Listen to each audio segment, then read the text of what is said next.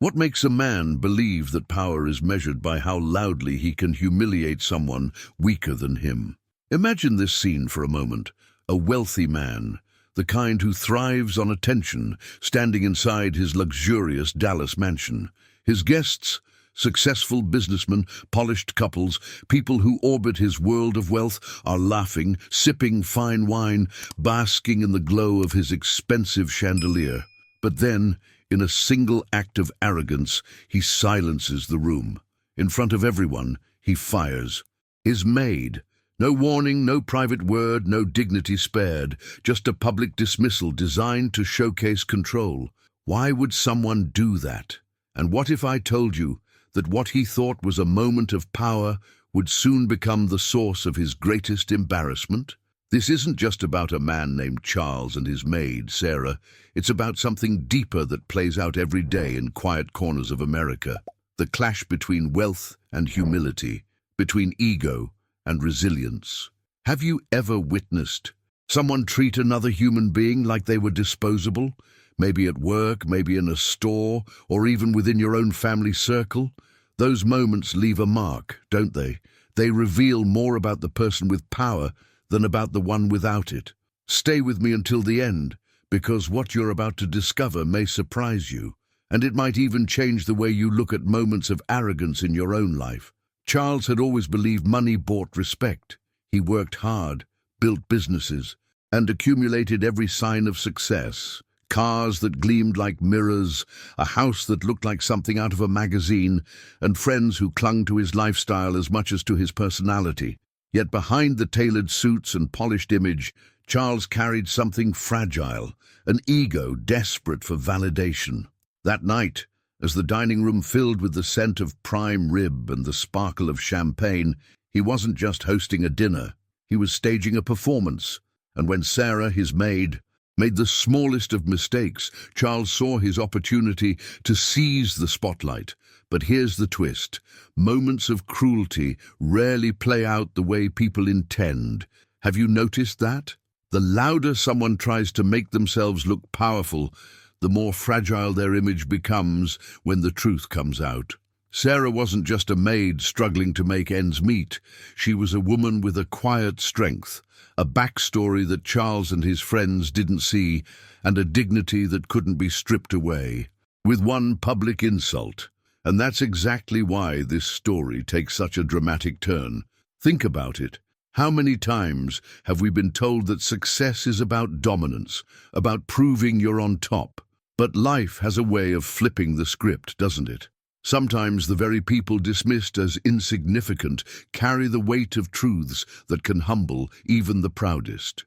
What Charles failed to understand that night is something we all need to remember. Real respect isn't earned by crushing others. It's built through empathy and humility, and when arrogance collides with dignity, the results can be unforgettable. So as Sarah lifted her chin and faced the humiliation head-on, the atmosphere in that elegant dining room shifted. The guests who had been laughing moments earlier now stared in uneasy silence. They expected tears, maybe pleading, perhaps even anger. But what Sarah gave them instead was something else entirely, something that none of them would forget, and something that would leave. Charles more exposed than he ever imagined, and here's where the story really begins to unravel. Have you ever been in a room where the air suddenly shifts, where laughter turns into silence, and everyone knows they've just witnessed something they'll never forget? That's exactly what happened that night in Charles's mansion. His words were sharp, meant to cut, but instead they revealed something about him that not even his closest friends could ignore. And Sarah, standing there, with a calm strength, left an impression no one expected. Moments like this have a way of stirring something inside us, don't they? They make us reflect not only on the story unfolding before us, but also on times in our own lives when pride, power, or even silence carried consequences. And I want to pause here, not to break the story, but to invite you into it. Because this channel isn't just about telling emotional stories, it's about building a space where we can feel, reflect, and grow together. If what you've heard so far has touched you, even just a little, Share your thoughts in the comments. Maybe you've seen arrogance on display and wished someone had stood tall the way Sarah did. Or maybe you've been in her shoes, holding your head high when others tried to bring you down. Your words matter here, and they might even be the encouragement someone else needs to read today. And while you're here, don't forget to tap that like button. It may seem small, but it tells me that these stories are reaching you in the right way, and it helps this message spread to people who might need to hear it. And if you're someone who values stories that go beyond entertainment, stories that explore dignity, injustice, and the lessons life teaches us, then subscribing is the best way to stay connected. Every new subscription tells me, yes, keep going, keep creating, keep shining a light on stories that often go untold. Because in the end, this isn't just my story to tell. It's ours to feel together.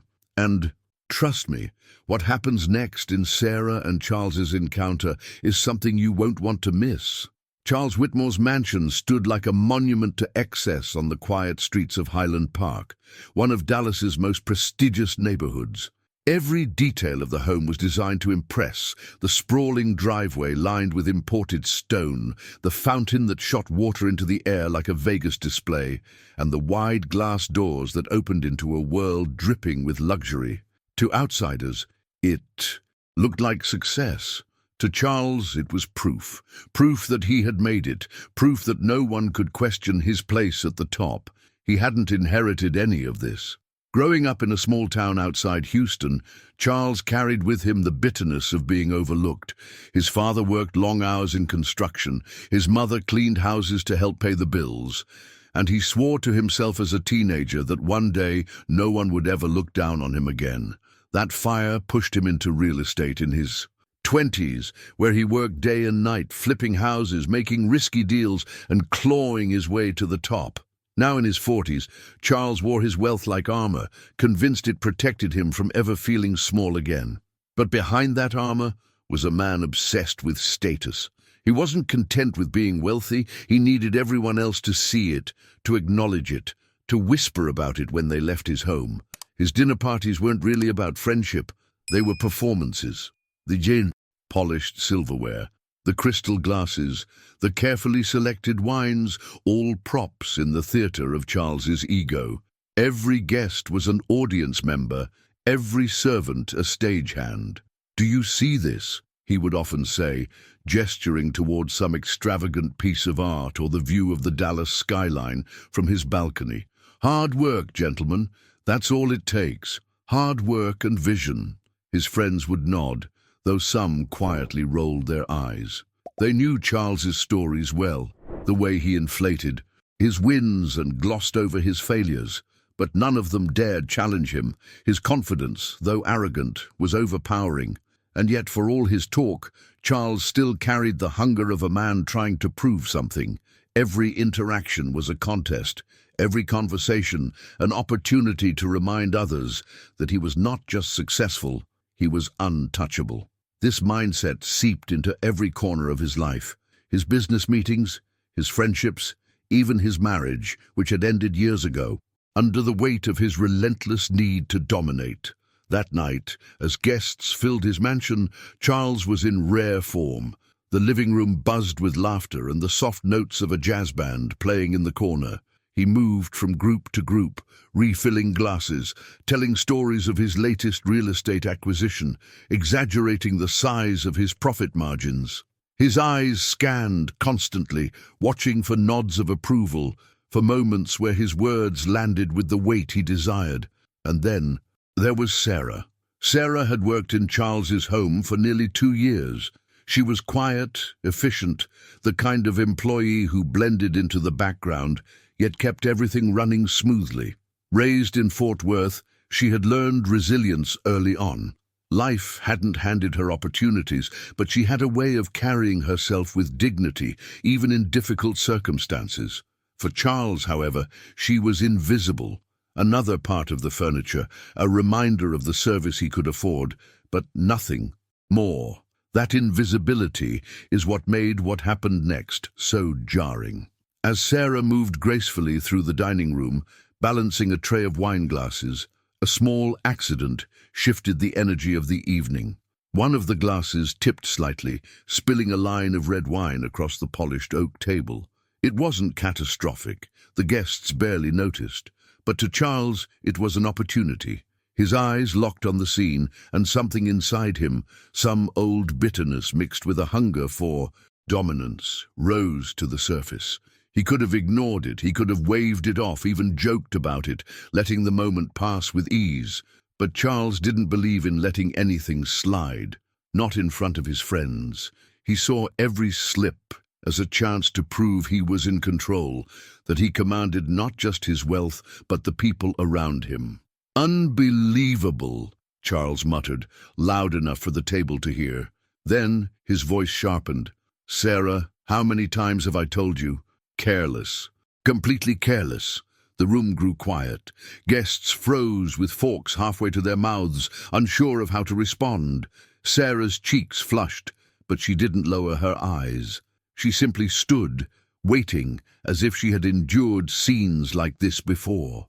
Charles felt the power of the silence. He could sense the eyes on him, the weight of the moment, and he leaned into it. "You know what? Enough. You're done here. Pack your things and leave. Right now." His friends exchanged uneasy glances. Some looked down, others forced awkward smiles, but Charles interpreted their discomfort as admiration. In his mind, this was control. This was dominance. But what he didn't realize was that the very need to humiliate her exposed something he had spent his whole life hiding. For a man who prided himself on power, he had just revealed his deepest weakness, a fragile ego, desperate for validation. And Sarah, though stung by the humiliation, felt something shift inside her too. She wasn't going to cry. She wasn't going to beg. Her life had been filled with challenges, with doors slammed in her face, with people who thought they could define her worth. But none of that had broken her spirit before, and it wouldn't break now. She placed the tray gently on the table, her hands steady despite the pounding of her heart. She looked at Charles, then at the guests, and spoke in a calm voice that carried across the room. "Mr. Whitmore," she said, her tone measured, "thank you for the work I've done here. But let me assure you, your opinion doesn't define me. It never has." A ripple of tension moved through the room. No one had ever spoken to Charles like that, not in his own home, not in front of his audience. And as the words hung in the air, Charles's carefully crafted image began to crack. The dinner party that had started as a celebration of his success was about to turn into something else entirely, a revelation, a behind-the-scenes glimpse into a truth Charles had spent years trying to bury. And that hidden truth was about to come crashing down, not just in his mansion that night, but in the journey that would follow, changing the way everyone saw him, including himself. Sarah Morgan had learned long ago that the difference between breaking and bending is mindset. She wasn't born into comfort, and nothing in her life arrived wrapped in a bow. She grew up on the edges of Fort Worth, Texas, in an apartment complex that smelled of laundry soap and summer heat, where neighbors helped each other carry groceries and shared stories on the stairwell when the air conditioner gave up. Her mother worked double shifts at a diner off Camp Bowie Boulevard and taught Sarah a simple rule: you can carry pride even when you cannot carry anything else. Pride meant showing up early, speaking kindly even when others didn't, and keeping your promises. That rule would follow Sarah into adulthood, into motherhood, and eventually into the polished hallways of Charles Whitmore's house, where pride was measured in marble, not in character. She hadn't planned on being a maid. She planned on finishing her associate degree in early childhood education, then transferring to the University of North Texas. But plans don't always survive unexpected storms, and Sarah's storm had a name: Lily. The pregnancy wasn't part of a neat timeline, and the father, Eric, once sweet and full of guitar songs and big ideas, wasn't built for staying. "I'm not ready," he told her, almost apologetic, eyes darting to the floor of his pickup like answers might be hiding there. "I thought I was, but I'm not." Sarah didn't fight him or try to shame him. She made a decision right then that shaped her journey. No chasing people who didn't want to be caught. She would build a life for her daughter with or without help, 1 hour at a time. By the time Lily turned 4, Sarah had perfected a behind-the-scenes routine that kept their small life steady. She worked mornings at a hotel off I-30, afternoons at a private residence in Preston Hollow twice a week, and nights, when it was available, cleaning offices downtown. The commute felt like a relay race. Drop Lily at daycare, roll change into the vending machine for a milk, then clock in before the manager's whistle. She carried a second-hand planner everywhere, filling its pages with tight block letters. Rent due, pediatric appointment, PTA bake sale, coupon for sneakers. On the margins, she wrote reminders no one else could see. Breathe. Call. Mum, Lily's book fair. Hold the line. It was not glamorous, but it was a kind of quiet triumph. Survival, yes, but also dignity. Mum, do we get the sparkly cereal today? Lily would ask in the grocery aisle, pointing at a cartoon unicorn. Not today, Sarah would say, laughing, but we'll make Saturday pancakes with real blueberries, deal? She turned saving into a game, patience into inheritance. That was her transformation. She didn't let lack turn into bitterness. She turned it into craft. She learned to stretch meals without stretching the truth, to fix a leaky sink from a YouTube tutorial, to iron a shirt so well it looked new. She taught Lily gratitude by making a celebration from simple moments: library story hour, backyard sprinklers, a paper crown colored at the kitchen table. When the world shouted about wealth and status, Sarah decided to build her own definition of abundance. Charles's mansion entered the picture through a referral, the way many of Sarah's best opportunities did. The house manager at the Preston Hollow residence had once worked for the Whitmores and knew they needed someone discreet, organized, and unflappable. He's demanding, the woman warned, adjusting her glasses with a wry smile. And he likes being seen. Sarah nodded. Demanding didn't scare her. She'd faced worse than impatience. What mattered was the paycheck and the steadiness it promised. I can handle it, she said, and meant it. The first time she walked through the Whitmore property, she didn't look at the price of anything. She looked at systems, where the traffic lines would be during a party, how the sunlight tracked through the kitchen and revealed fingerprints on the stainless steel, which rugs would snag heels, which cabinets held the good glasses, which rooms guests would gravitate toward after dessert. She developed a plan before she met Charles, and when he finally appeared, perfect haircut, watch that gleamed like a polished coin, smile calibrated. For effect, she listened more than she spoke. He asked for efficiency, she offered it. He asked for invisibility, she delivered that too, though never at the cost of self-respect. Yes, Mr. Whitmore, she said when he issued rapid-fire instructions. I'll make sure it's done. She wasn't submissive, she was precise. People assumed a maid's work was purely physical, scrubbing, lifting, folding, hauling. Most of it, however, was decisions, tiny ones layered on top of each other. Which stain needs enzyme spray? Which guest is wandering and needs a gentle redirection toward the patio? When to step in, when to give space, when to smooth the edges of a conversation so it doesn't snag. This was Sarah's craft, and she practiced it with the same pride her mother once packed into brown paper lunch sacks. When Charles ordered arrangements of white hydrangeas and sleek calla lilies for a fundraiser, she noticed the AC vent blowing directly onto the tallest vase and quietly moved it before the petals browned. When he insisted the living room candles stay lit for ambiance, she swapped the central pillar for a dripless taper to protect the antique console. It was an art form, a choreography of care executed in a world that rarely bothered to look down and see who was making the floor steady. "Mom, did you see my picture?" Lily would ask each night, lifting a crayon drawing of a turtle or a castle, or the two of them holding hands in front of a lopsided sun. "I love it," Sarah would say, because she did, because the drawing was not just art but evidence, evidence that her decisions had impact. There was food in the fridge, rent fully paid, a little jar labeled field trip growing heavier with quarters. The hidden truth beneath Sarah's quiet life was that she wasn't merely coping, she was building deliberately, brick by invisible brick. If you asked her co-workers to summarize Sarah, they would choose the same words: steady, kind, unstoppable. She didn't gossip, not because she lacked curiosity, but because gossip ate time she didn't have. She kept her head up and her voice gentle, and when she made mistakes, she fixed them without drama.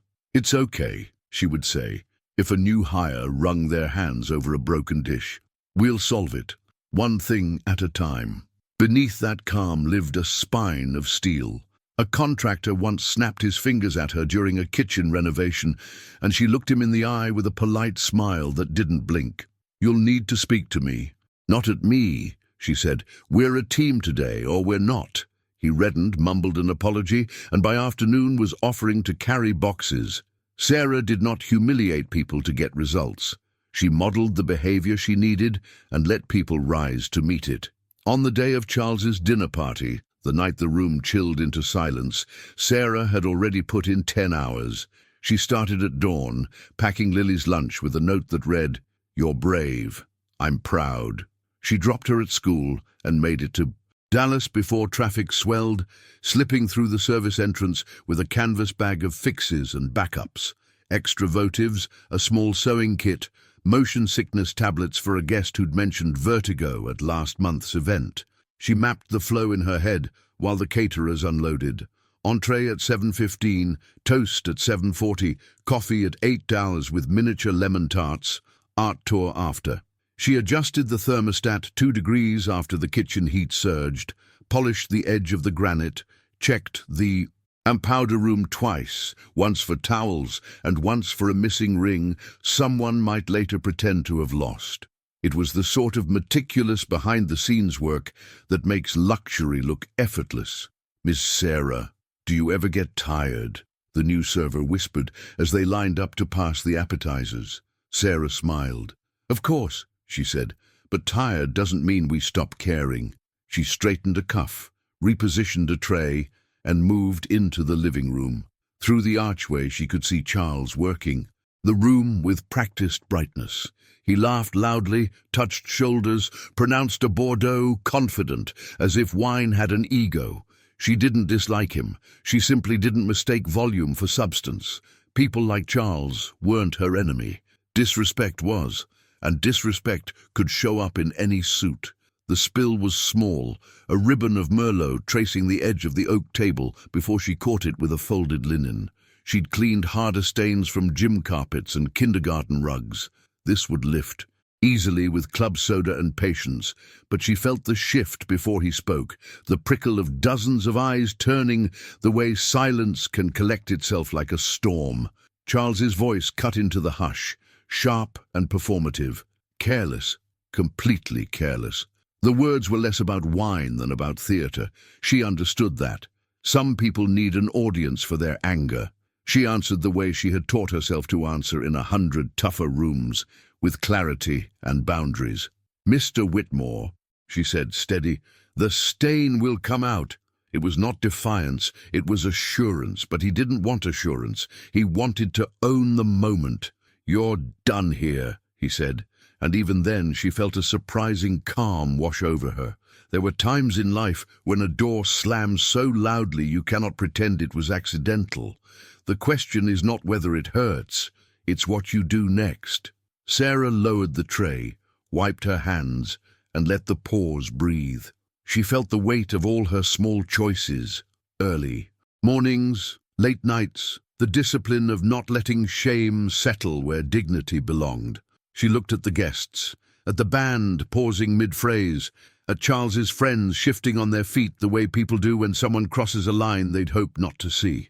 She broke the spell with a sentence she'd promised herself years ago she would keep ready for moments like this. "I don't accept being spoken to that way," she said, warmth in her voice rather than fire. "Thank you for the work.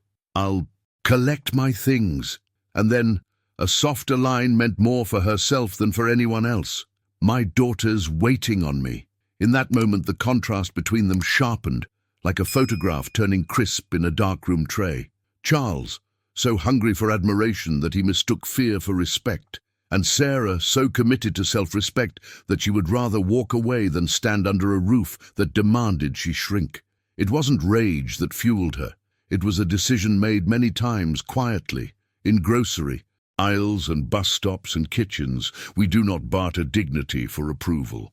"Mom, are you coming to the spring concert?" Lily had asked the night before, picking at her spaghetti, missing front tooth bright in her grin. "I'll be there in the second row," Sarah had promised. That promise mattered more than a man's theatrics in a house that wasn't home. Promises are the scaffolding of a life. Keep enough of them, and a structure forms that no one can knock down with a public scolding. She moved. Through the hallway to the staff room, past the framed photographs of Charles shaking hands with mayors and athletes, past the piano that had been tuned that morning for a guest who never played. Her locker door clicked open. Inside, a Polaroid of Lily at the zoo, cheeks sunburned and triumphant, holding a foam crown from the gift shop, a folded permission slip, a Metro card, a key on a blue lanyard. She slid her phone into her pocket and felt it vibrate. A text from her mother. "How's the night?" "Need me to keep Lily till 9?" Sarah wrote back. "Maybe. Tell her I love her." Back in the dining room, the void left by her absence revealed more than her presence ever did. Guests murmured, not about the wine, but about the chill of watching someone's ego take the lead.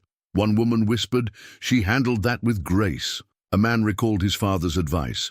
Never trust a person who enjoys public humiliation. The jazz band resumed a careful melody, but the atmosphere had shifted from sparkle to scrutiny. Charles smiled too brightly, tried to pivot, made a joke no one caught. He didn't realize that sometimes the hidden truth of a room shows itself only after the person with the least power has walked away. That's when the lights tilt, when behind-the-scenes effort turns into a revelation about who keeps a place human. "Sarah," the house manager called softly from the doorway. "Do you need a ride?" Sarah shook her head. "I'm okay," she said. "I've got the train." The woman nodded, eyes tender. "You're good at what you do," she added. "Don't let tonight tell you otherwise." Sarah slipped her canvas bag over her shoulder. "It won't," she replied, because it wouldn't. Her measure of worth lived elsewhere. The Dallas night met her with a warm wind that smelled faintly of honeysuckle. She walked past the fountain, its plume now feeling more like a show than a celebration, and onto the sidewalk where ordinary life continued. Dog walkers, a cyclist with a blinking red light, a couple, arguing softly about something that would dissolve by morning. She didn't feel small. She felt clear. There's a freedom in leaving a room that confuses cruelty for power. It becomes a moment of transformation, not just an exit. On the train, she found a window seat and texted her mother again. "On my way." She opened Lily's photo and looked until the tightness in her chest softened. Across from her, a teenager practiced a speech into her phone, something about leadership and service, and the rhythm of her words followed the clatter of the tracks. Sarah smiled. The world was bigger than one man's performance. "I'm proud of you," she whispered to herself, not as a line of comfort, but as recognition. "We're okay." She thought about tomorrow's decisions. The school concert, the grocery list, a job listing she had bookmarked for a community center in Oak Cliff, looking for someone to coordinate after-school programs. It paid less than the Whitmore house, but it offered something money couldn't buy easily. Purpose, hours that matched Lily's schedule, holidays that didn't require negotiating with other people's invitations. A different kind of stability, a new direction in the journey. The possibility felt like oxygen. As the train slid toward Fort Worth, the city lights blinked out and then returned, reflections splitting across the glass like quiet constellations. Sarah watched them with the calm of someone who understands that dignity doesn't beg for witnesses. It builds its own audience in the life that follows. Her story wasn't a headline at a rich man's table. It was the everyday courage of keeping a promise to a child, of setting a boundary that might cost you in the short term, but pays you back with a clear spine. She thought of the guests left behind, the way shock can turn into reflection, and how impact sometimes travels farther when it's carried in silence. "Mom," Lily's voice filled her memory, "when I'm on stage, can you wave so I can find you?" "I'll wave." "Both hands," Sarah had said, playing along. "I'll look like a windmill." She laughed at the thought and wiped a corner of her eye with the back of her hand. Not sadness, but release, the kind that comes after choosing yourself. When the train slowed, Sarah stood, slid the strap higher on her shoulder, and stepped onto the platform where the night air felt honest.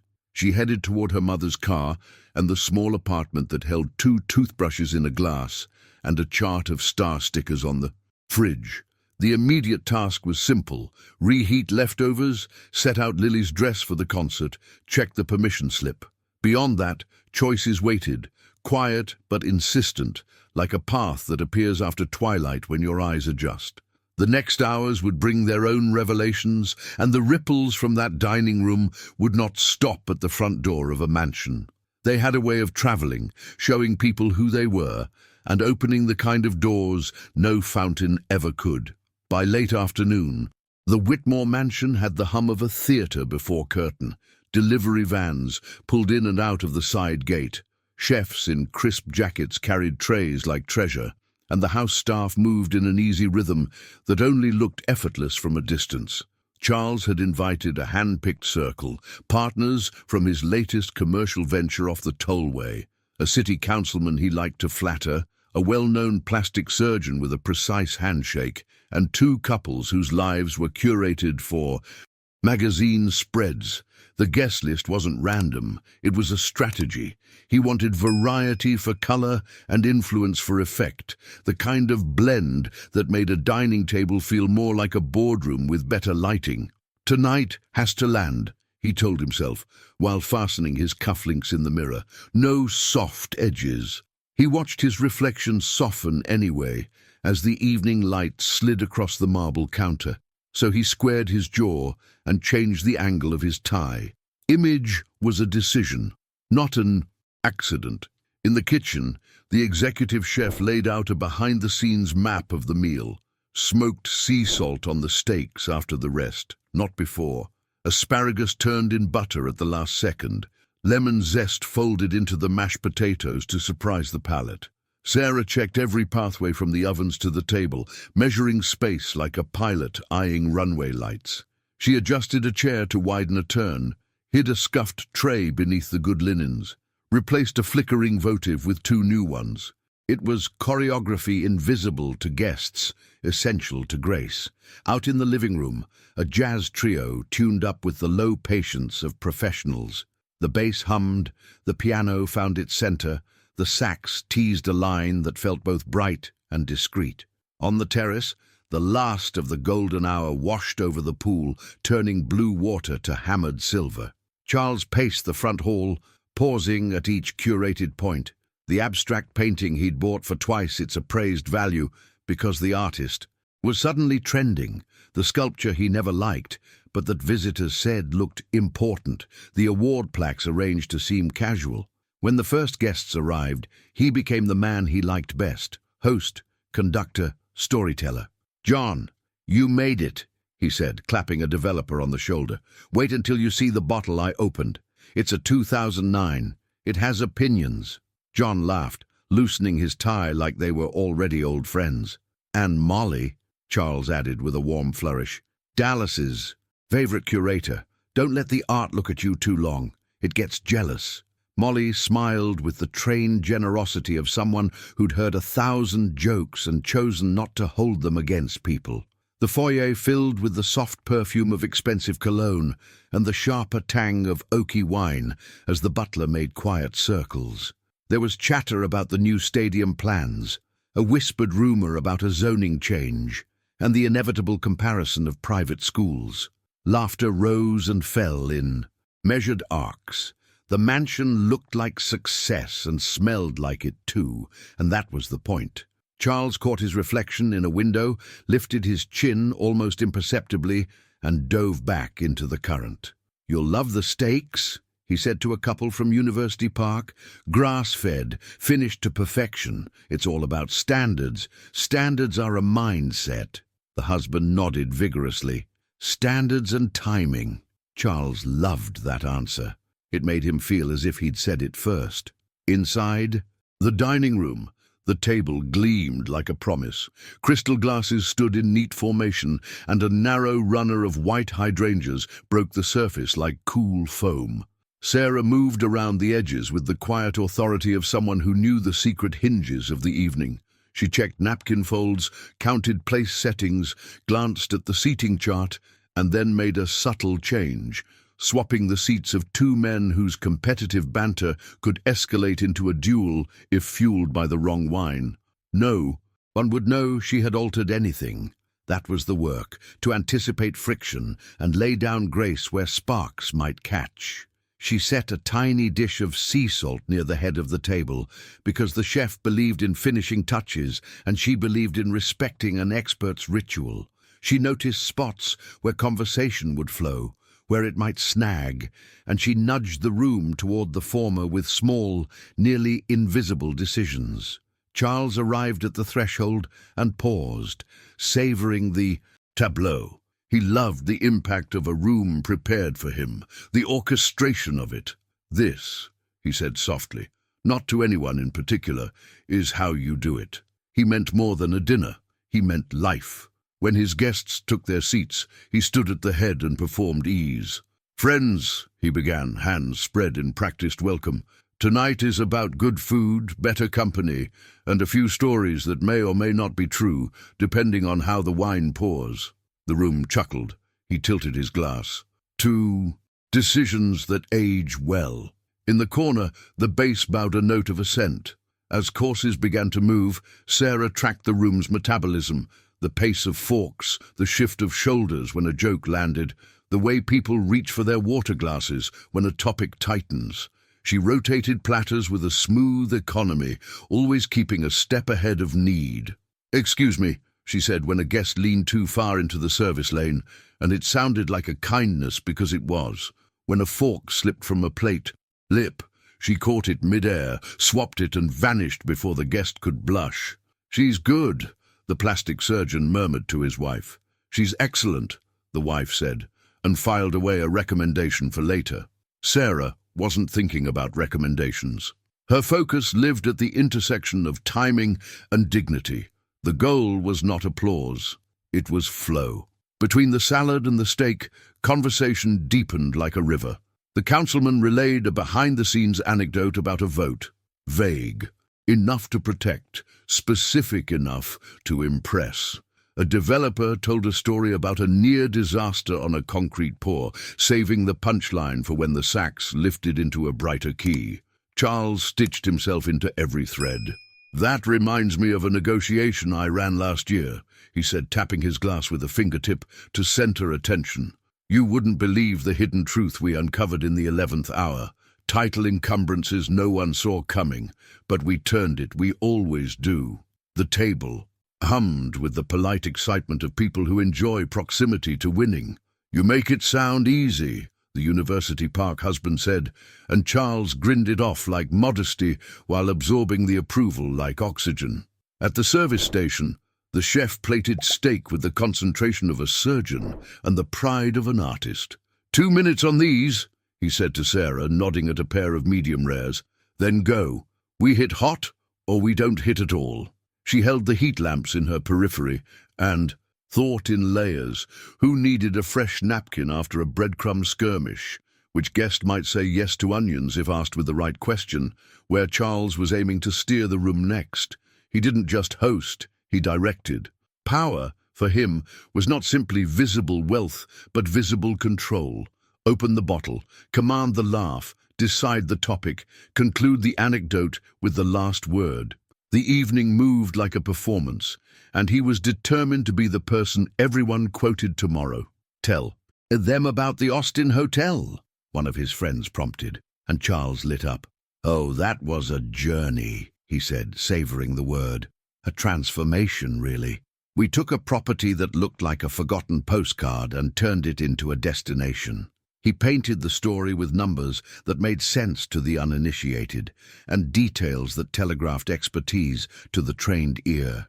He spiked the narrative with close calls and heroic saves. "Some nights," he confided, leaning in, "I slept in the office. That's the difference. Mindset." The table murmured its appreciation for grit. No one in that moment asked who had cleaned the office, who had brewed the coffee that kept the executives upright, who had scrubbed the tile before the ribbon cutting. The invisible carried the visible, as it often does. Sarah slid plates into the open hands of guests who knew by her timing that the food would be perfect. "Thank you," Molly said, and meant it. "You're welcome," Sarah replied, a soft hinge in the room's conversation. She wasn't thinking about the insult that would arrive later, like a badly timed cymbal. She was thinking about the next pass of vegetables and the way one guest's shoulders had fallen when the councilman's joke landed too sharply. Micro-adjustments, a tray placed at a slight angle so a left-handed guest wouldn't knock a glass. Service as empathy, not subservience. As the main course settled into pleasant silence, small conversations branched like tributaries. "When did you know the market would turn?" the surgeon asked Charles. "I didn't know, I decided," Charles replied, pleased with the line. "That's leadership." The councilman raised his chin as if to concede the point. "Decision-making is everything," he said, then added, "and relationships." He let the word hang, a reminder and a test. Charles nodded broadly, broadcasting alliance. He loved the theatre of partnership, so long as he got the center of the stage. Wine circulated with a friendly insistence, loosening edges. A guest told a story about a college prank that ended with a community service sentence. The table laughed, imagining the golden boy in an orange vest, picking up trash on a median. When the laughter calmed, Charles looked around with the contentment of a man sitting on a throne of attention. "This," he thought, and a private satisfaction opened in his chest like a warm brandy. In his mind, the evening was a series of deliberate reveals, wealth as comfort, taste as certainty, control as safety. He believed his guests weren't just enjoying dinner, they were studying him for cues on how to live. In the kitchen corridor, Sarah saw what the dining room could not. The strain behind the chef's eyes, the server nursing a blister, the house manager doing mental math to decide whether they had enough coffee cups plated to avoid a scramble when dessert came. She distributed tasks with a few quiet lines. "You take the north side," she told the server. "I'll float the center and pour if anyone slows. Check for low water, it's hot in there." She tightened a tie, smoothed a wrinkle, and signaled with a nod when the espresso machine began to hiss. If glamour is a costume, execution is its seamwork. Nobody applauds a straight seam, but the room falls apart without it. Charles raised his voice a notch to cut the murmur. "I want to show you something," he announced, standing. Chairs slid back. He gestured toward the living room where the city skyline waited in glass. A rectangle of Dallas glittering like a display case. "This view keeps me honest," he said. "You work hard, you move the line." He meant it to sound like humble gratitude, but it came out like a possession. One guest, a woman with a calm gaze, stepped to the window and said quietly, "It also shows you how many lights are still on in offices at this hour." The room absorbed her observation and moved on. Charles didn't notice the angle of her thought. He was already pivoting to the next reveal. "I picked up that piece last month," he said, pointing to a sculpture. "It's not everyone's taste, but it makes a statement." Statements mattered more to him than questions. Back at the table, the desserts arrived. Lemon tarts with meringue peaks and a dark chocolate torte with a gloss so smooth it reflected the chandelier. "If anyone leaves hungry, it's by choice," Charles said, and people smiled as though hunger were a novelty. The band found a warm middle register and held it, and for a few minutes the party felt sincerely easy. Guests compared notes on summer plans and traded recommendations for a hill country vineyard. Someone mentioned a new fitness studio. Someone else told a small victory from the week.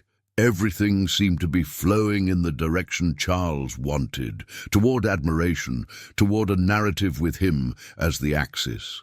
He had prepared the room, selected the wine, conducted the pace, and now he waited for the final stroke that would cement the evening, the moment when he did something definitive that made a story worth telling tomorrow. He scanned for it the way a hawk looks for the slightest movement in a field. He didn't just want approval, he wanted proof of command. He wanted to demonstrate that he could pivot an entire atmosphere with a word, that impact was not only measured by money, but by the temperature of a room bending to his will. That desire lived under his smile, a hidden truth that dressed itself as charm. He felt it rise when the conversation lulled and eyes returned to him, as if the current had flowed where he had meant to send it all along. "Let me top you off," he said, extending a bottle toward the councilman. The man gestured to the staff instead. "She's got me," he said, nodding toward Sarah, who was approaching with the wine service already angled just so. Charles held the bottle a second longer than necessary. "Of course," he replied, and his grin held. He didn't like ceding even a small motion of authority. He watched. Sarah's hand, steady over the glass, watched the stream that never splashed and experienced a pinch of annoyance. He transformed immediately into a joke. "She could pour with her eyes closed," he said to the table, "but I prefer them open around my rugs." People laughed. Sarah set the bottle, unbothered, and moved to the next guest. From the head of the table, Charles fixed the moment in his head like a photograph. Almost everything was perfect. The food, the music, the pacing, the appreciation. The only variable he couldn't fully control was the human one, the slight, silent authority of someone who did her job so well that his command felt less necessary. He would never articulate it that way. It would sound like weakness, but it lived as a flicker of irritation that needed somewhere to go. The evening had been built to show how effortlessly he wielded power. He was simply waiting now for the cue that would let him display it with a flourish so clean that everyone would feel it. Demonstration, not of wealth, everyone could see that, but of dominance, the kind that rearranged a person in their chair, made them recalibrate where they stood in relation to him. The band's final set slid into a softer tune, espresso cups clinked in neat rhythm, and the conversation thinned to threads Charles could pull. He watched, he calculated. He listened for the smallest misstep that could be turned into a lesson, the kind of lesson a host pretends is about standards when it's really about control. The room leaned back, content and glowing, unaware that the next minutes would change the temperature in a way none of them would forget. And as the staff emerged from the corridor with a final sweep, the stage Charles had assembled so carefully held its breath, waiting for the gesture he was already rehearsing in his mind, the moment that would reveal more about him than any view or bottle ever could. It happened in an instant, the kind of moment that usually slides past unnoticed in the blur of a long dinner. But in Charles's dining room, no detail was ever too small to be weaponized. The courses had gone smoothly, the steaks had been devoured, and the lemon tarts gleamed under the chandelier as if they'd been painted into place. Guests leaned back in their chairs, murmuring about vacations, schools, and investments. The air was warm with comfort, the kind of lull that makes people loosen ties and laugh more easily. It was in that comfort that Sarah re-entered the room, carrying a tray of refilled wine glasses with her usual precision. She'd done it hundreds of times before, mapping the shortest route between table and hand, anticipating the subtle lean of a guest about to reach. But precision doesn't guarantee perfection. As she leaned toward the councilman's glass, one drop of Merlot caught the rim and rolled down, landing squarely on the polished oak. It wasn't a cascade, not a splash across fabric, just a dot, dark, round, harmless to everyone except the man. At the head of the table, a whisper of linen would have erased it in seconds. Most hosts wouldn't have noticed, or if they had, would have brushed it off with a quick laugh. But Charles noticed everything, and more importantly, he knew how to turn everything into a performance.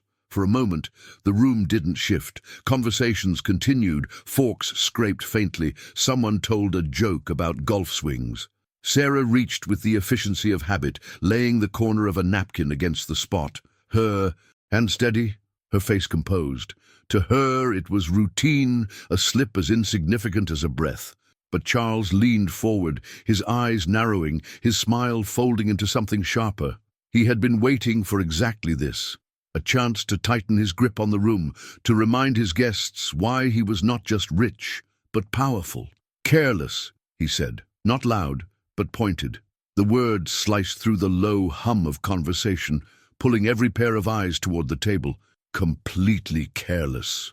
His voice carried the weight of a man accustomed to being obeyed, the kind of tone that turns minor inconveniences into public trials. Sarah froze for half a second.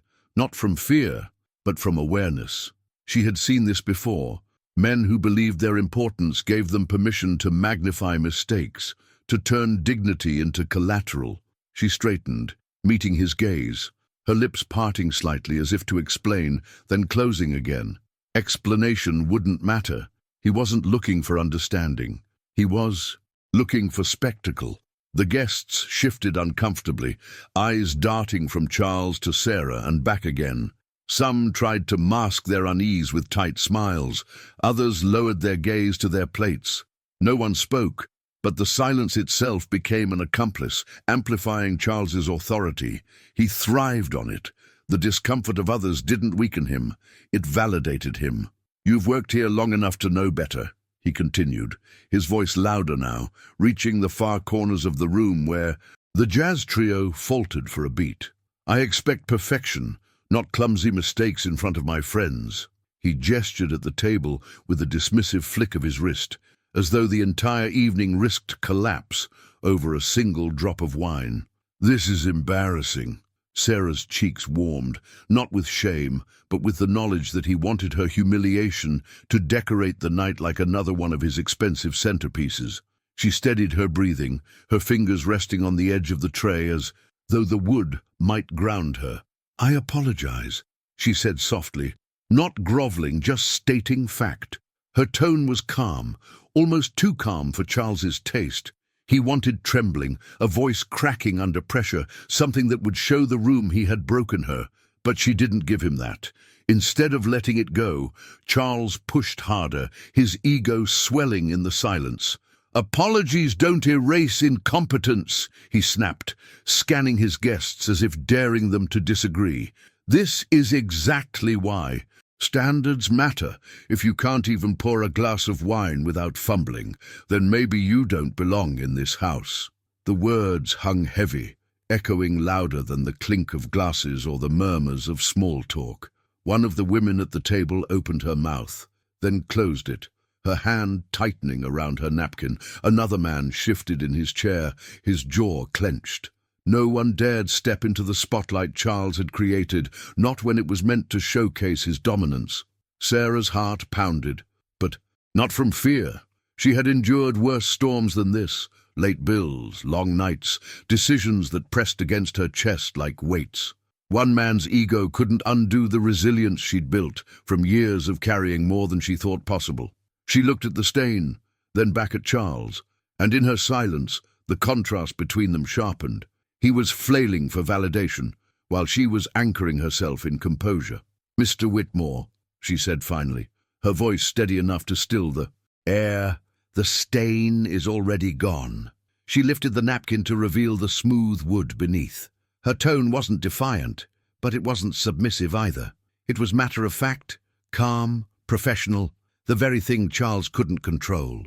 His face tightened, and for the first time that evening, his smile faltered. This wasn't how it was supposed to play out. He had expected to stand taller, to watch her shrink, to feel the satisfaction of power performed, but her quiet strength left him exposed. Instead of highlighting his authority, the scene illuminated his desperation. The guests noticed. They might not have spoken, but their silence had changed. It was no longer agreement, it was unease. Behind their polite faces, thoughts churned. Who humiliates someone over a drop of wine?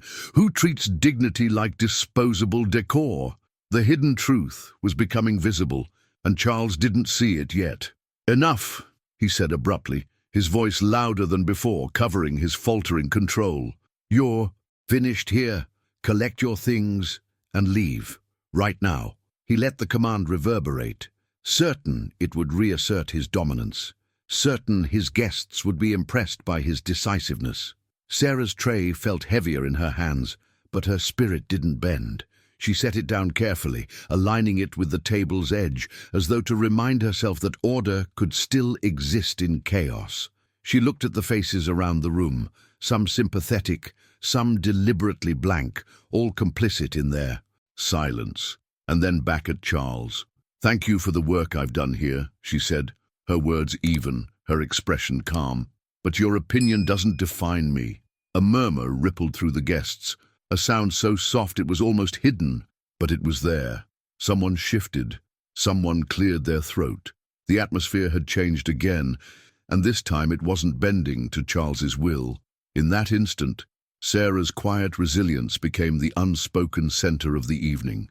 The room that Charles thought he owned was no longer his stage, and though he tried to recover, to mask his embarrassment with another broad smile, the impact of that moment had already begun its journey, spreading through the minds of everyone present, leaving them with a revelation they hadn't expected to carry home, and it was only the beginning of how that night would unravel. The silence that followed Charles's command had a shape to it, sharp at the edges, glassy in the center, ready to cut anyone who touched it. He rose, from the head of the table, as if the chair had ejected him, napkin dropping to the floor like a flag. His hand cut the air, a practiced gesture meant to signal authority, and then it became a finger, pointed and unwavering, aimed at Sarah as though she were a problem to be erased, rather than a person who had carried the night on her back. "Out!" he said, his voice climbing a register so it reached every corner of the room. "Do you hear me? Out! You're fired!" The word landed with the plosive snap of a champagne cork, but there was nothing celebratory in it. It was a verdict delivered for sport. Nervous laughter broke around the table like a brittle wave. It wasn't laughter at a joke. It was the involuntary sound people make when danger shows its teeth and they want to pretend it's friendly. One of the men tried to smooth the tension with a chuckle that sounded like a cough. A woman placed her hand over her necklace as if testing its strength. The councilman looked at his plate with the concentration of a man solving a puzzle he did not sign up for. Eyes flicked to each other, then back to Charles, hunting for cues. He had always taught them how to behave in his presence, how to admire, when to toast, where to stand for the best view of downtown. And now he offered a new tutorial, how to sit quietly while someone else's dignity was treated like decor. "Now," Charles pressed, striding toward the end of the table with an energy meant to look decisive. "Right now, collect your things and leave by the service door. I will not be embarrassed in my own home." He enjoyed the phrase even as he said it, savored how it cast him as the wronged party, the victim of a tiny flaw magnified into sacrilege. He wasn't simply correcting a mistake. He was sending a message about power. He wanted that message to echo in the room long after the music faded. "I decide what matters. I decide who belongs." Sarah was still, and that stillness had a force to it. The tray sat on the sideboard, aligned perfectly with the edge, as if order could be reclaimed by refusing to fumble the small things. Her heartbeat was loud in her ears, but her breathing found its cadence, a rhythm learned across years of long shifts and longer nights. She had known humiliation before, an employer who forgot to pay on time, a landlord who implied charity when she'd never once been late with rent, a teacher who looked at her pregnant belly and said, "You had potential." Humiliation loses power when you've walked through it and learned it never owns you. She lifted her chin, not as defiance, but as a way to keep her voice steady if she chose to use it. "Did you hear me?" Charles demanded, stepping closer, pointing again. the motion bigger now so that even the musicians, who had lowered their instruments into a respectful pause, couldn't miss the theatre of his command. "You're finished. There's no place for incompetence under my roof." He glanced at his guests, gauging impact, measuring whether his performance was landing. Some faces gave him what he wanted, uneasy smiles, averted eyes that signaled acquiescence. Others gave him nothing, which felt like resistance, even if it wasn't meant to be. He turned sharper. "House manager," he called toward the hallway, "escort her out. Make sure she doesn't take anything that doesn't belong to her." The implication was deliberate, and it drew a few more beads of the wrong kind of attention. Suspicion, inserted like a tack under a chair. The house manager appeared in the doorway, stricken, hands folded. "Mr. Whitmore," she started carefully, "Sarah has always—" "Not now," he snapped, cutting her line like a frayed cord. "Stand back. I'll handle it." He wanted sole authorship of the scene. Co-stars dilute the spotlight. The guests found safety in rituals. Someone reached for their water glass. Someone else dabbed an already clean mouth with a napkin. The plastic surgeon whispered, "It's awkward," and his wife murmured, "It's cruel." She didn't raise her voice. In rooms like this, dissent is measured by the decibel. Yet even soft words carry weight when kindness is in short supply. Across the table, Molly stared at her folded hands, then lifted her gaze to Sarah with the kind of eye contact that says, "I see you," and can sometimes be enough to steady a person on a thin ledge. Sarah's own words from moments earlier, "Your opinion doesn't define me," still hung in the air like a counter-melody. She felt the urge to repeat them, to reinforce the boundary she had drawn, but repetition would turn self-respect into argument, and she had no interest in debating her worth. "I'll get my things," she said simply, "because practicality can be a shield. My daughter is waiting for me at my mother's." It wasn't a plea, it was a fact, a reminder that life exists beyond the radius of a wealthy man's temper. Charles heard "daughter" and pounced as if the word itself were an affront to his control. "Then perhaps you should pay more." "Attention to the job that feeds her," he said, voice slick with a condescension he mistook for wisdom. "Standards are not optional here. This house runs on excellence." He gestured at the chandelier, the gleaming table, the polished silence. "This is what excellence looks like." He performed the line like scripture. In his private narrative, he wasn't belittling a woman in front of a crowd. He was defending a principle, mindset, decisions, consequences. He liked stringing them together. The cadence made him feel righteous. Sarah absorbed the blow without folding. She imagined Lily's face on the school stage, the way her eyes would scan the audience for a familiar shape. "Second row," Sarah had promised, then laughed. "I'll wave both hands." That promise lived inside her like a compass. It made certain choices simple.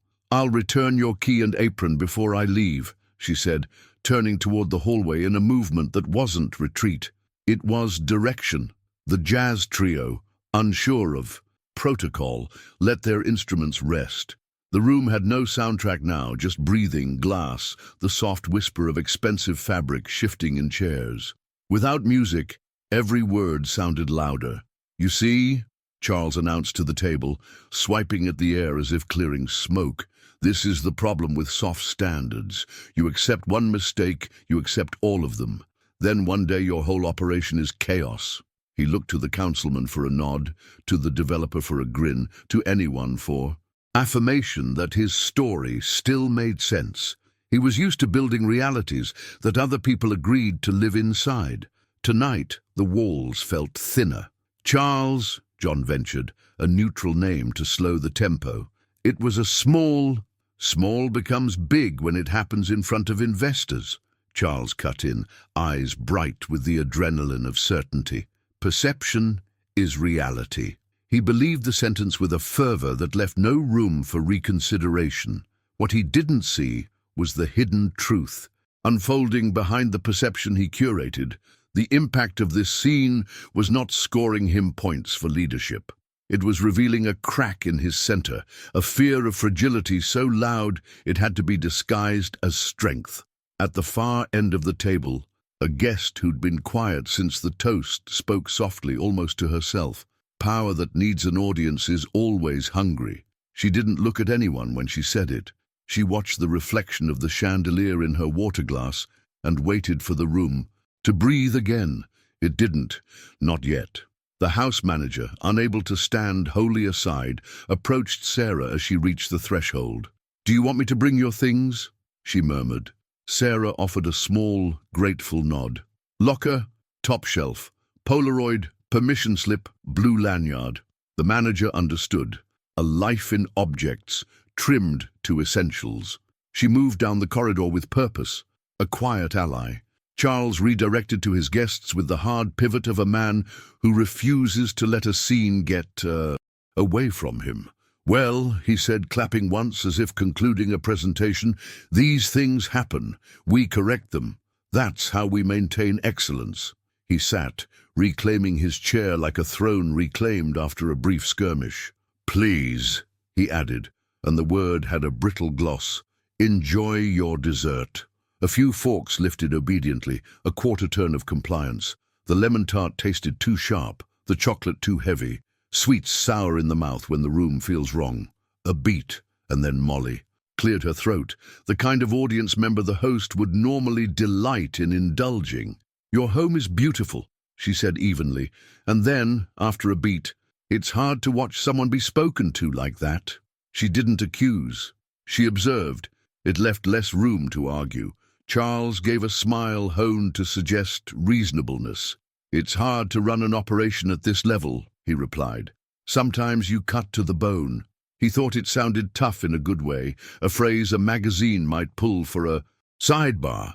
The room, however, wasn't editing for print. It was writing its own impressions, and the bylines belonged to memory. From the hallway, the house manager returned with a small canvas bag and the folded black apron. She didn't bring them to the table. She waited by the door, respecting the boundary between spectacle and exit. Sarah met her there and took the bag with a quiet, "Thank you." The manager squeezed her hand once, a grip that said, "Keep your head high." Sarah did. She stepped back, into the doorway of the dining room, not to re-enter the stage, but to acknowledge the people who had watched the scene unfold, as if a TV had been left on in the corner, and no one could find the remote. She didn't ask for sympathy. She didn't plead for reconsideration. "I wish you all a good evening," she said, and the words, simple as they were, shifted the energy just enough to remind everyone that kindness requires no invitation. Several guests glanced away, embarrassed by their own passivity. The councilman nodded, his mouth a tight line. The plastic surgeon found something fascinating about his fork. Molly gave the smallest bow of her head, the kind you offer to someone who has kept their balance on a moving floor. Charles couldn't let quiet have the last word. "Door," he said to the manager, and the instruction turned into a final punctuation mark he intended as definitive. He meant for the closing to be clean. But the thing about public humiliation is that it never ends when you think it does. It becomes a living moment that people carry away and replay, a private documentary in the minds of witnesses. Like all documentaries, the behind-the-scenes angle is what stays with you, the reveal of what someone is when they think the camera confirms their best angle. He lifted his glass, as if to toast the return to normal. "To resilience," he said, and a couple of guests, thrown by the irony, raised their glasses mechanically. The word hovered between the chandelier and the table like a mismatched ornament. He drank, and the wine that had tasted triumphant an hour earlier now had the bite of something too long exposed to air. In the corridor, the bandleader whispered to the pianist, "What do we do?" The pianist shrugged. "We play," he said quietly, "but softer." And so they did, a tune gentle enough not to compete with the heavy quiet that had settled over the table. Notes threaded the room like apology, and conversation limped after them, trying to find its old stride.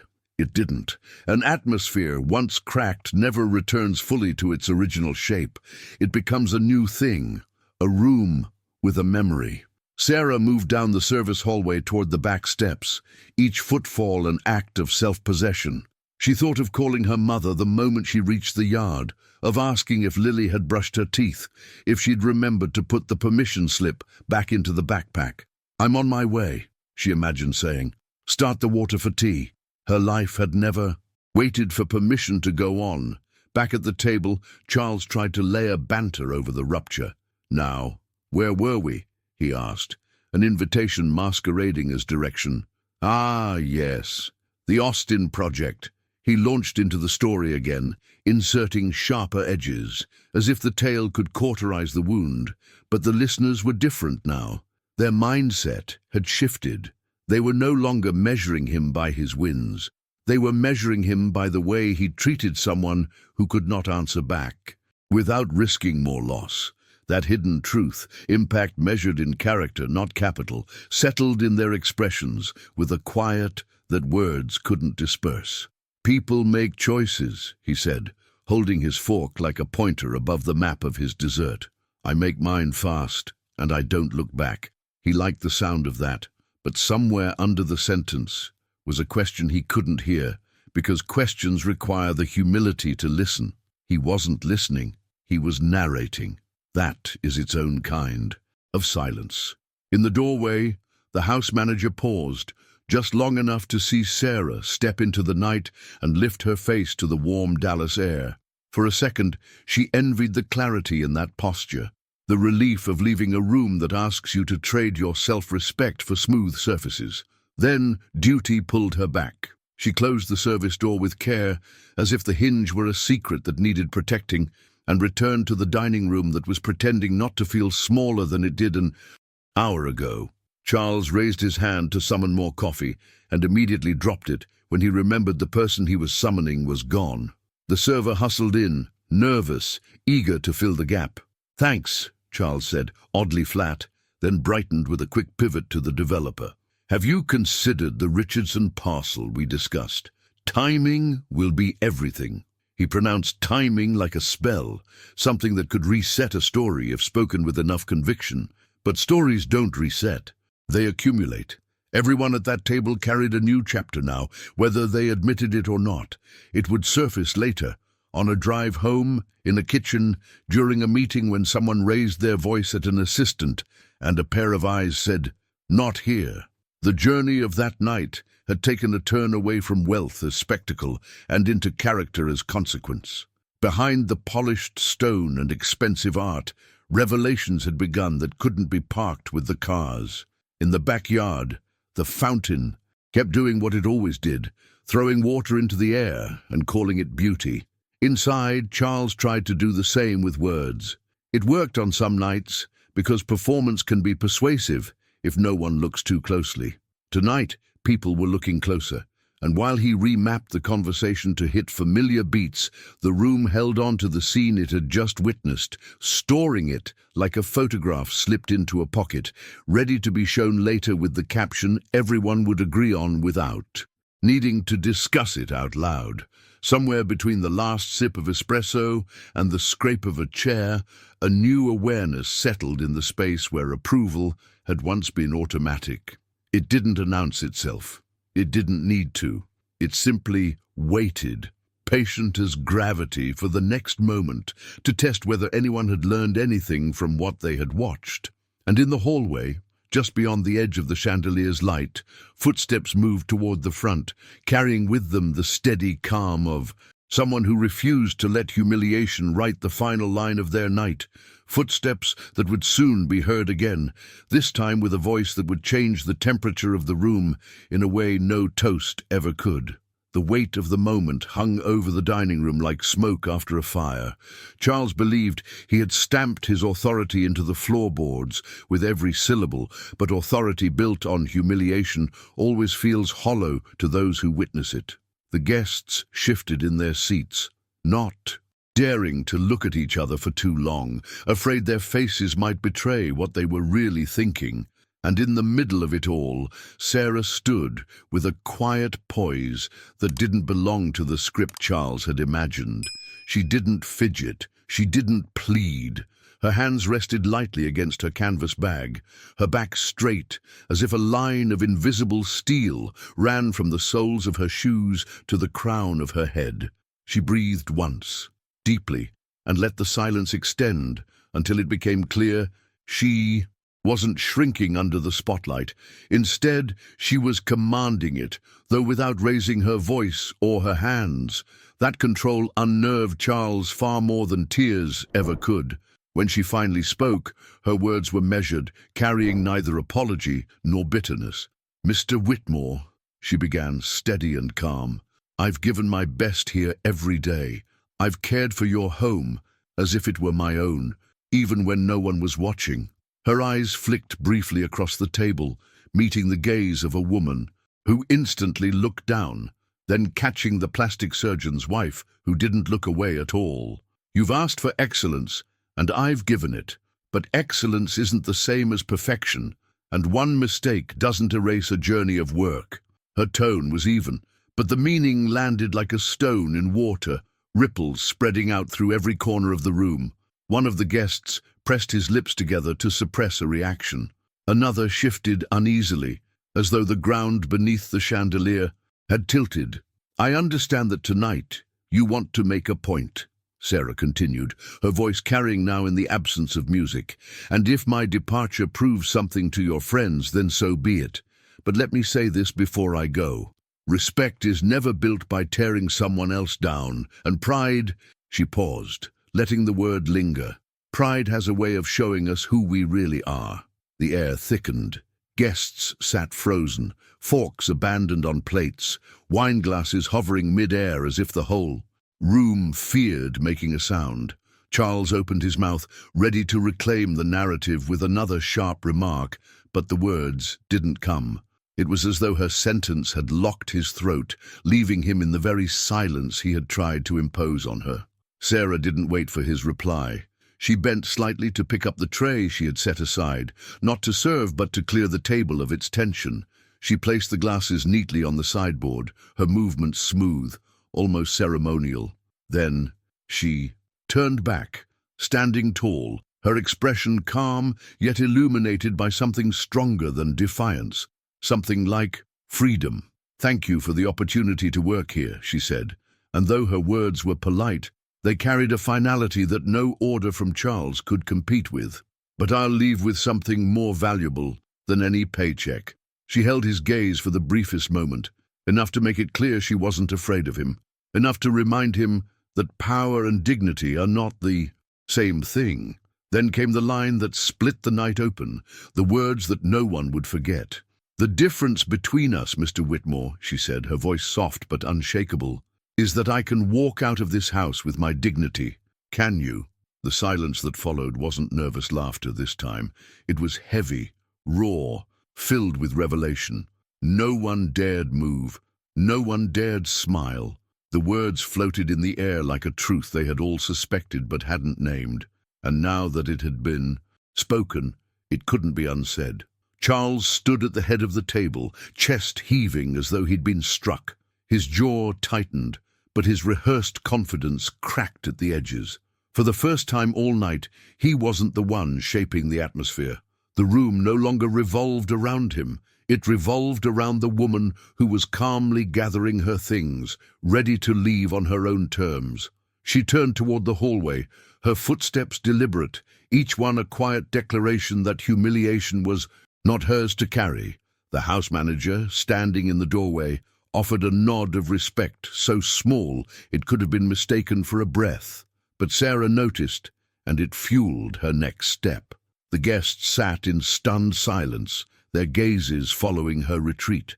Some felt shame for not intervening, others admiration for her strength. What united them all was the undeniable sense that they had just witnessed a transformation, not of Sarah, but of themselves. Because once you see dignity confront, arrogance without flinching, it forces you to measure your own silence. Charles tried to laugh, a short, sharp sound that cracked before it reached anyone's ears.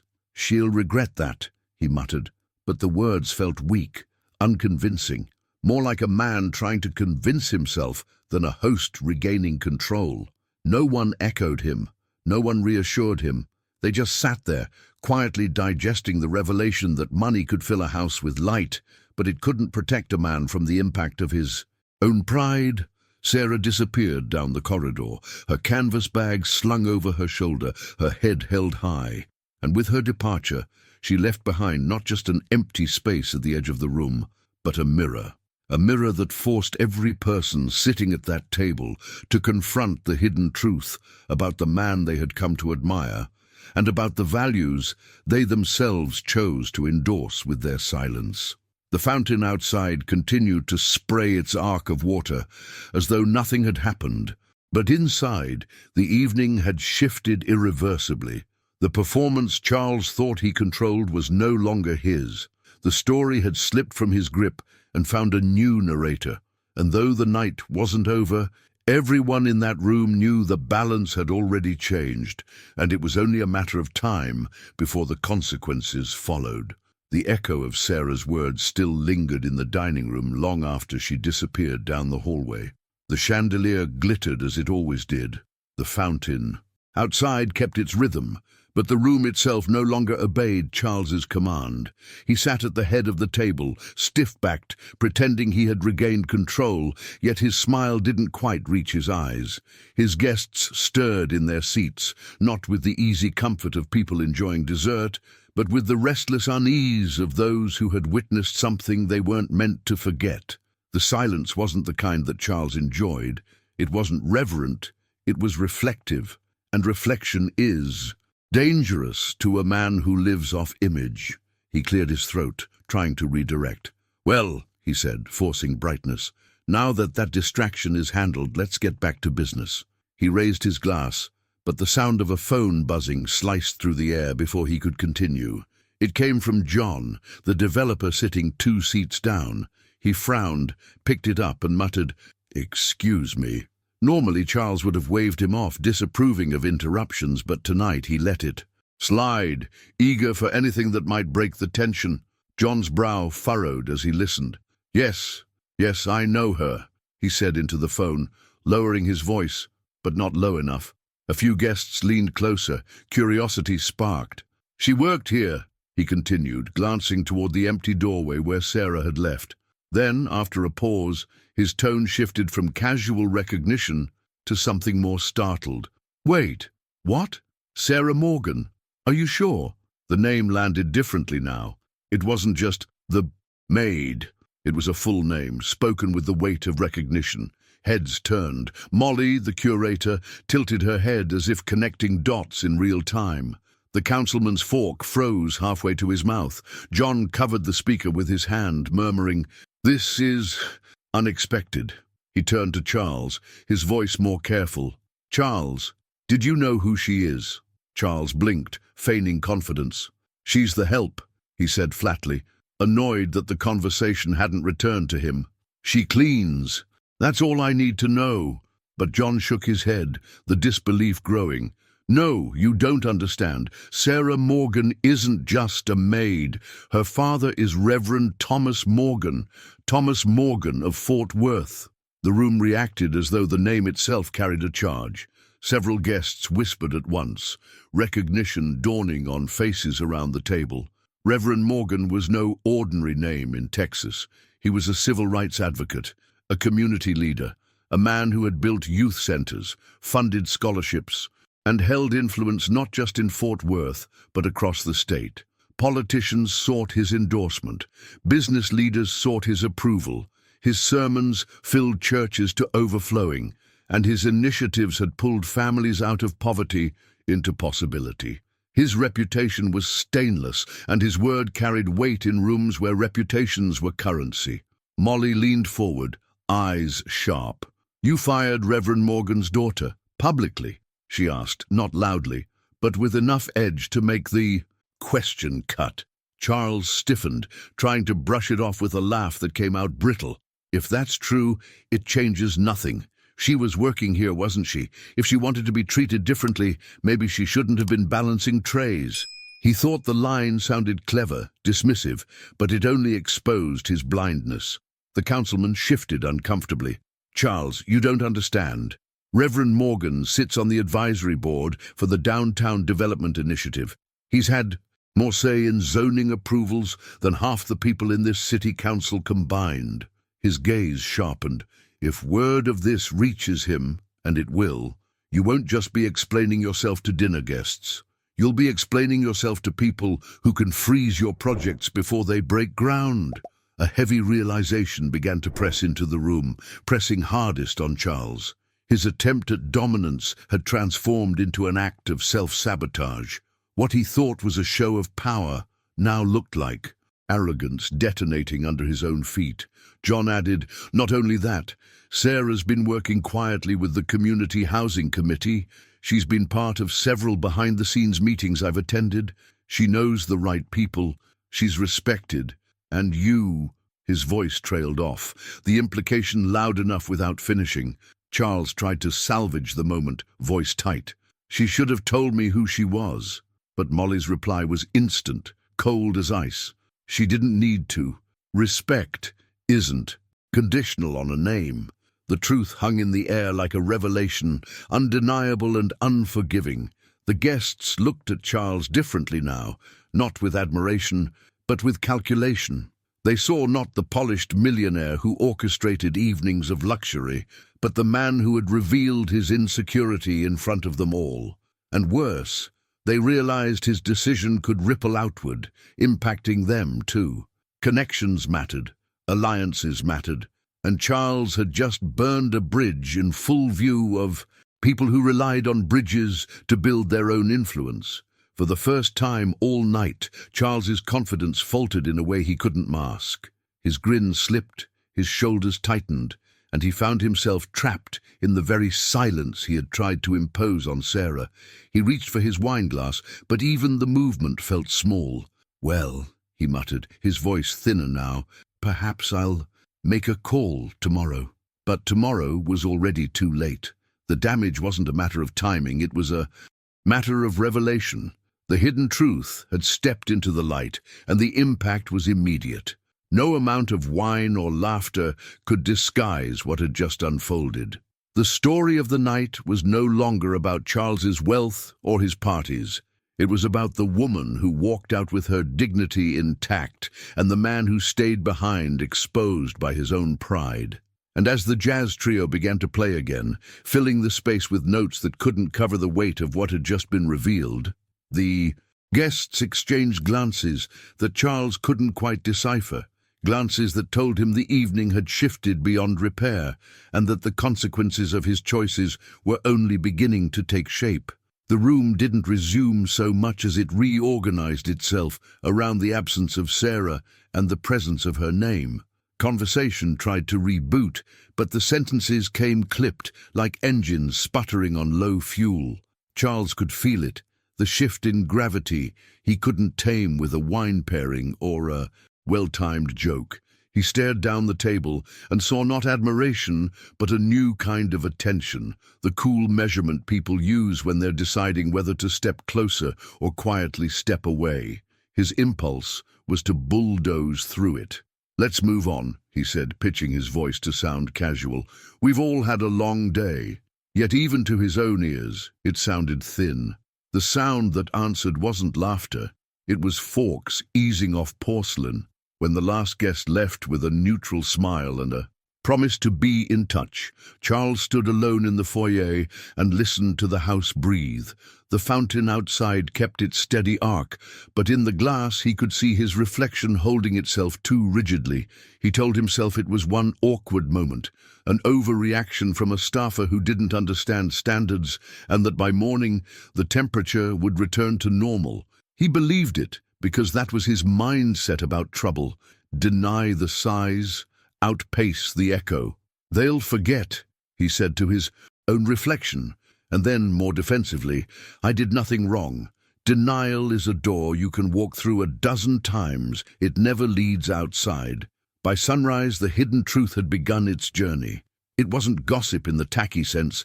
It was quiet, clipped, and delivered through people who never raised their voices. A text from the councilman to a colleague, "Have you heard what happened at Whitmore's last night?" Followed by a voice note from Molly to a patron, "He fired her in front of everyone." It was ugly. Folded into a breakfast call John took with a lender who seemed suddenly curious about leadership culture and reputational risk. None of the messages sounded hot. They sounded cool and procedural, which is how reputations really move. Not in flames, but in temperature drops.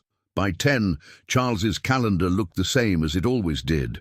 Site walk at the Oak Lawn project, lunch at the Crescent, a late afternoon Zoom with a national equity partner about a hotel conversion in Austin.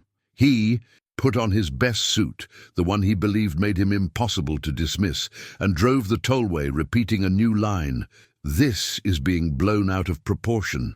He parked, stepped into the morning heat, and began issuing orders as if crispness could restore command.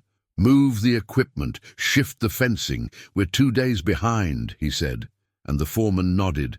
But the nod had the quiet distance of a man who'd seen the headlines people don't print. At lunch, the first real crack appeared.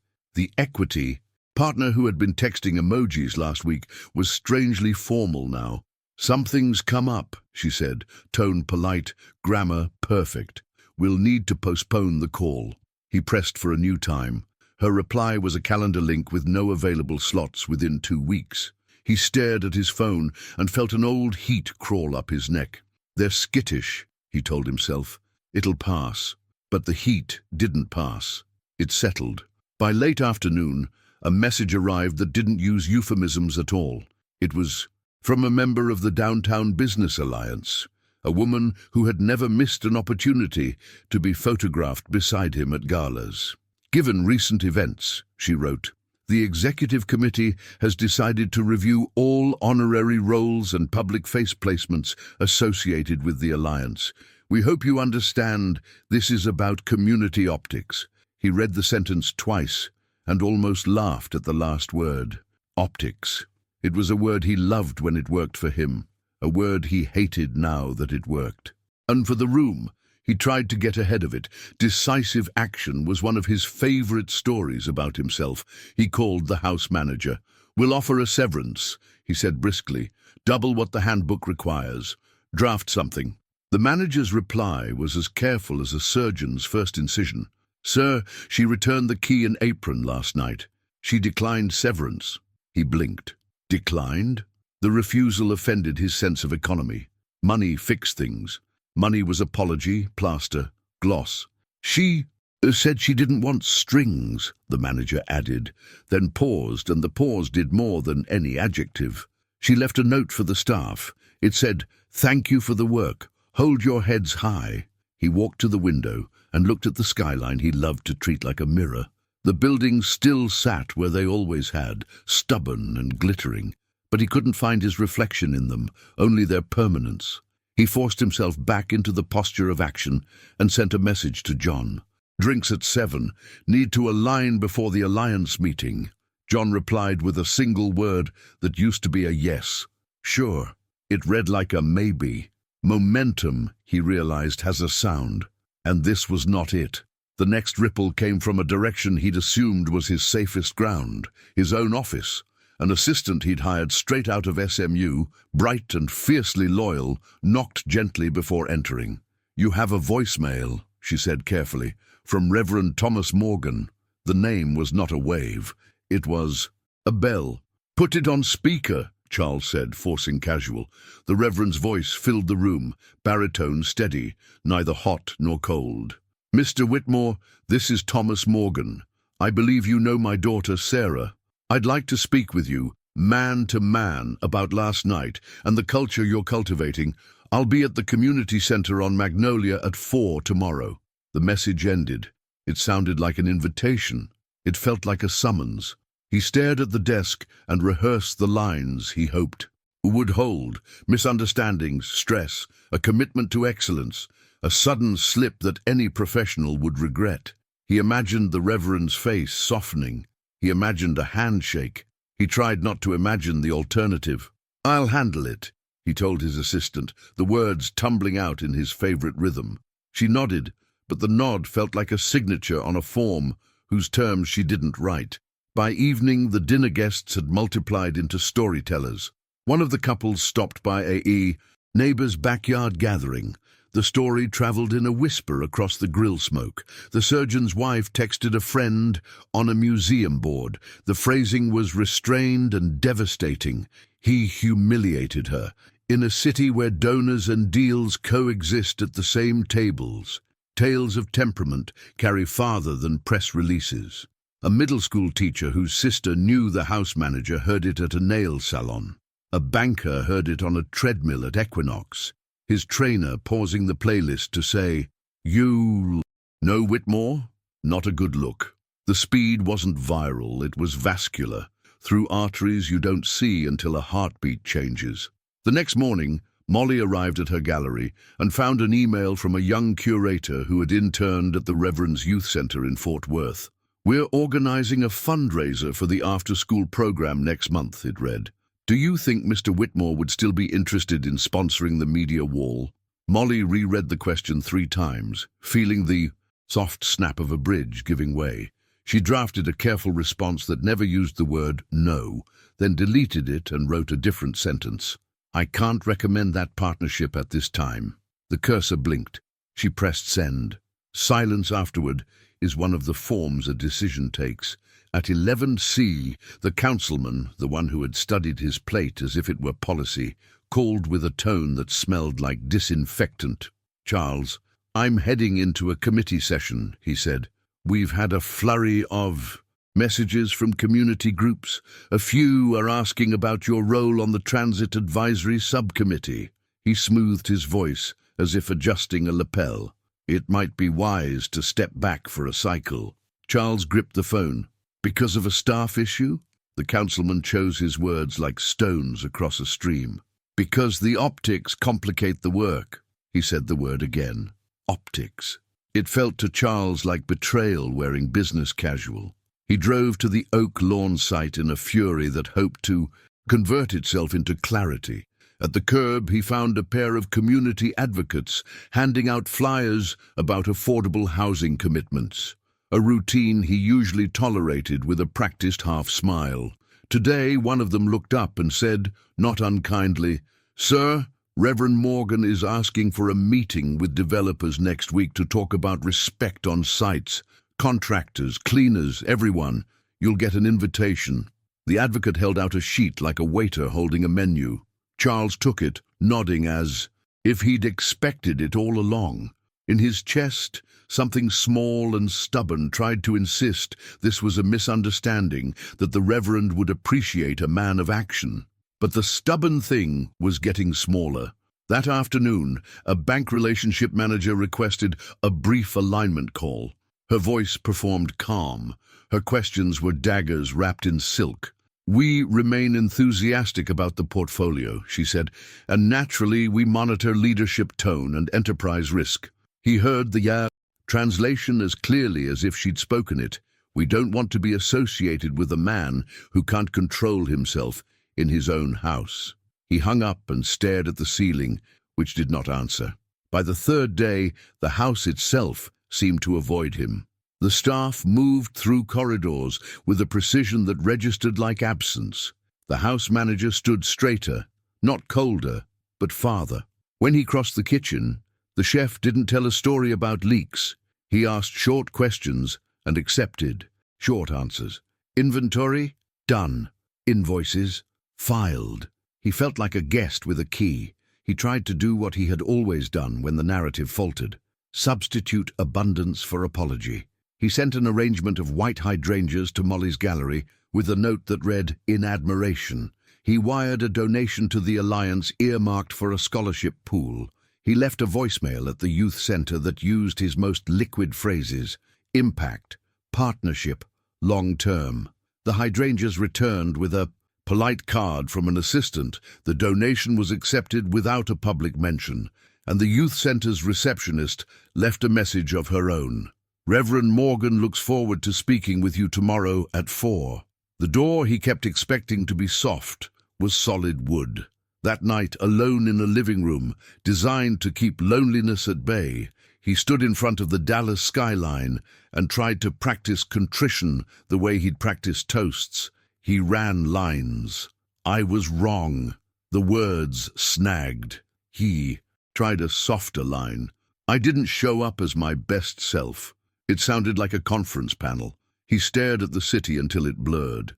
Somewhere out there was a choir rehearsal at a church he had never visited, a youth basketball game in a gym Sarah's father had helped fund, a homework table where a child practiced fractions. He could imagine their lights because he could see their glow in the high glass. He had been in Dallas long enough to know where the city hid its goodness. He had never needed it to look back at him. The phone buzzed with a text from John. "Call me when you can," and another from a partner in Austin. "We're pressing pause until the dust settles." He answered John first. "This is snowballing," he said, skipping greeting. "Tell me it's noise." John's reply was tired. "It's not noise, it's decisions. People are watching to see if your mindset changes or if you double down." Charles bristled. "I won't be told how to run my house." John let that sentence sit the way a doctor lets a patient hear a diagnosis. "It's not about your house," he said. "It's about who you are when no record is kept. Except this time, there was a room." He slept badly and woke to a line of emails that looked like administrative traffic until you read them. A property manager copied him on a tenant concerns note about site culture. A talent recruiter wrote to say a candidate had withdrawn with no reason given. A PR firm that had once pitched him hard sent a 2-sentence update. "We recommend quiet, no statements." The recommendation gnawed. He liked statements. Statements were control. Silence was what other people used when they were waiting for permission. He drove to Magnolia early to beat the traffic, parked a block away from the community center, and sat with the engine off, watching families cross the sidewalk with tote bags and small triumphs. The building wasn't imposing. It was clean and kind. Any child would feel invited. Inside, framed photos told a story he hadn't been interested in learning. Scholarships, refurbishments, a before and after of a library that made you want to sit down and read even if you didn't have a book. A receptionist greeted him with a good afternoon that wrapped no opinion around the syllables. He recognized the discipline, welcome, as policy. "Mr. Whitmore?" she asked, and when he nodded, she gestured to a round table near a bulletin board. "He'll be with you in a moment." He sat, smoothed his tie, then smoothed it. Again, he rarely sat where he wasn't already the center of gravity. Waiting, he thought of something Sarah had said that kept threading through every conversation since. Respect is never built by tearing someone else down. He tried, just for a second, to imagine the world if that line were architecture. Footsteps approached with the rhythm of someone who doesn't rush because time is not a tool he needs to wield. Reverend Thomas Morgan entered without fanfare, shook Charles's hand with a grip as steady as his voice, and sat with the ease of a man accustomed to hard conversations that end well. Charles began his rehearsed line, "Reverend, I want to apologize for the confusion," and the Reverend held up a kind hand. "Let's talk about the harm before we talk about the optics," he said, and the sentence rearranged the furniture of the room. Harm, not optics. People first, then image. It was a sequence Charles had never found profitable. He tried to hold the conversation like a steering wheel. The Reverend held it like a compass. "This is about a culture that makes cruelty feel like leadership," the Reverend said. "I don't much care for punishment. I care for transformation."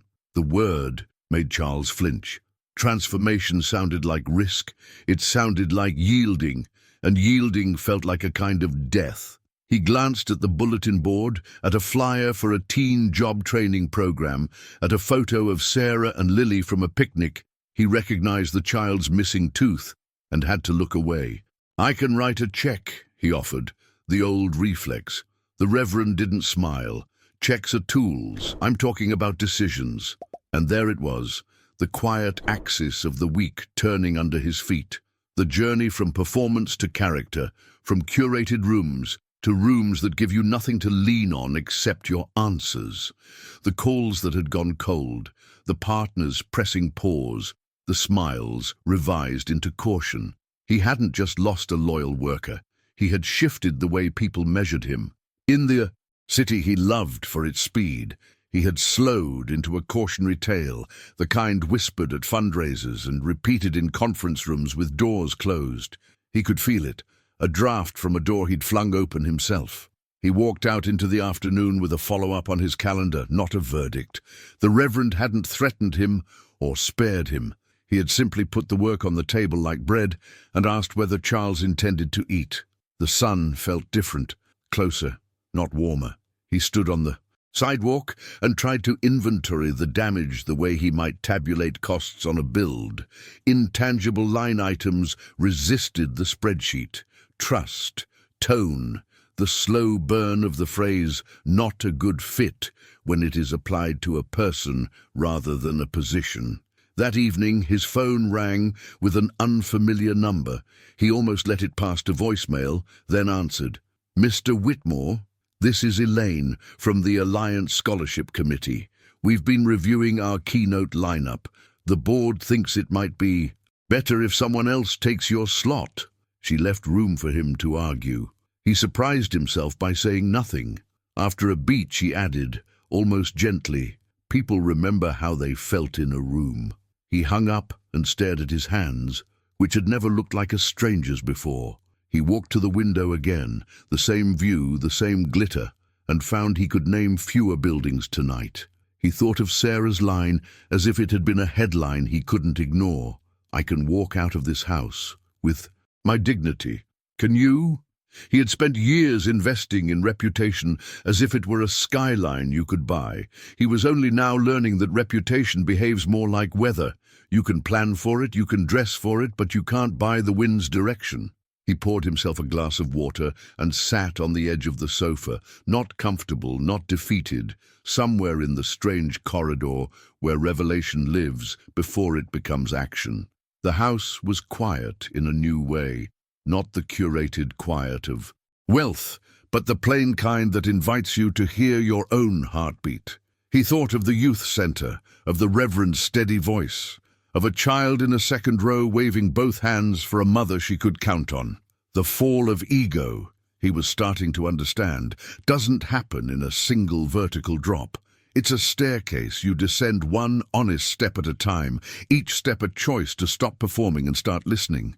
Out on the street, a car door closed. A dog barked once, and then reconsidered. In his pocket, the phone hummed. A text from John, another from Molly, a calendar update from a bank that used to prefer calls. He didn't answer right away. He was starting to measure the impact of words left unsent. Somewhere between apology and repair, there was work he couldn't delegate. A kind of behind-the-scenes labor he had never valued because it never showed up in photographs.